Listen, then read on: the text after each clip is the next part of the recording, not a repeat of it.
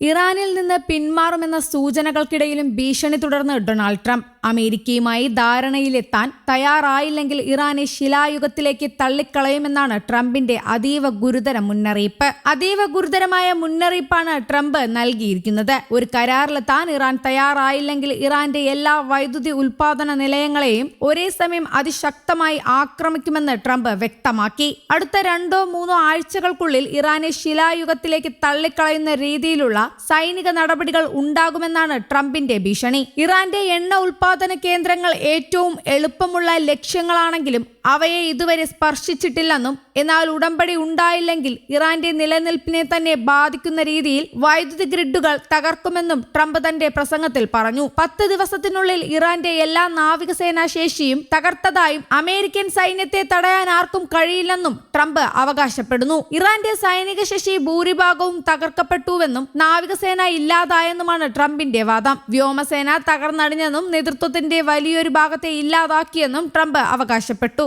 ഇറാന്റെ മിസൈൽ വിക്ഷേപണ ശേഷി ഗണ്യമായി കുറച്ചതായും പ്രതിരോധ ഫാക്ടറികളും അടിസ്ഥാന സൗകര്യങ്ങളും മിക്കവാറും നശിച്ചതായും ട്രംപ് കൂട്ടിച്ചേർത്തു. ഇറാനെ ഒരിക്കലും ആണവായുധങ്ങളുടെ കാര്യത്തിൽ വിശ്വസിക്കാൻ കൊള്ളില്ലെന്നും തങ്ങളുടെ ലക്ഷ്യങ്ങൾ കൈവരിക്കുന്നതിനോട് അമേരിക്ക വളരെ അടുത്തെത്തിയെന്നും ട്രംപ് വ്യക്തമാക്കി. എണ്ണവിലയിലുണ്ടായ വർധനവ് യുദ്ധത്തിന്റെ ഭാഗമായുള്ള താൽക്കാലിക പ്രതിഭാസം മാത്രമാണെന്ന് നിരീക്ഷിച്ച ട്രംപ് ബാക്കിയുള്ള ജോലികൾ കൂടി വളരെ വേഗത്തിൽ പൂർത്തിയാക്കുമെന്നും ആവർത്തിച്ചു. അതേസമയം ഈ യുദ്ധം അമേരിക്ക ജയിച്ചെന്നും ഇറാൻ തകർന്നടിഞ്ഞെന്നും ട്രംപ് അവകാശപ്പെട്ടു. ഇറാന്റെ വ്യോമസേനയും നാവികസേനയും ഒന്നടങ്കം ഇല്ലാതായെന്നും ട്രംപ് അഭിപ്രായപ്പെട്ടു. ലോകത്തെ കരുത്തുറ്റ സൈന്യം അമേരിക്കയാണെന്ന് തെളിഞ്ഞുവെന്ന് അവകാശപ്പെട്ട ട്രംപ് യുദ്ധം എപ്പോൾ അവസാനിക്കുമെന്ന് വ്യക്തമാക്കിയില്ല. ഹോർമൂസ് കടലിടുക്ക് ആവശ്യമുള്ള രാജ്യങ്ങൾ ഹോർമൂസ് സംരക്ഷിക്കണമെന്ന് ട്രംപ് പറഞ്ഞു. അല്ലെങ്കിൽ രാജ്യങ്ങൾ അമേരിക്കയിൽ നിന്ന് എണ്ണ വാങ്ങണം. അതുമല്ലെങ്കിൽ ഹോർമൂസ് സ്വാഭാവികമായി തുറക്കപ്പെടുമെന്നും ട്രംപ് അറിയിച്ചു. അമേരിക്ക ഒരിക്കലും ഭരണകൂട മാറ്റം ലക്ഷ്യമിട്ടിട്ടില്ല, പക്ഷേ അത് സംഭവിക്കും. ഇറാന്റെ പല സംവിധാനങ്ങളും തരിപ്പണമായി.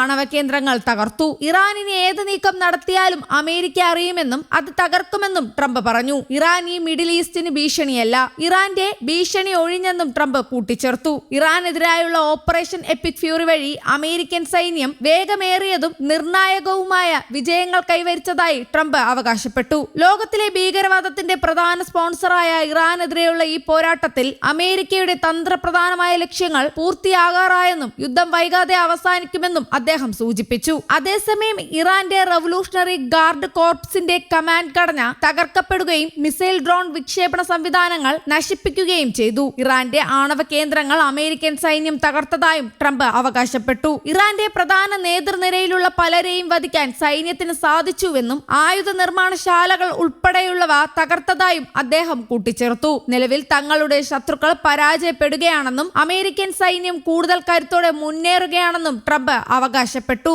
News desk Kerala Kaumudi.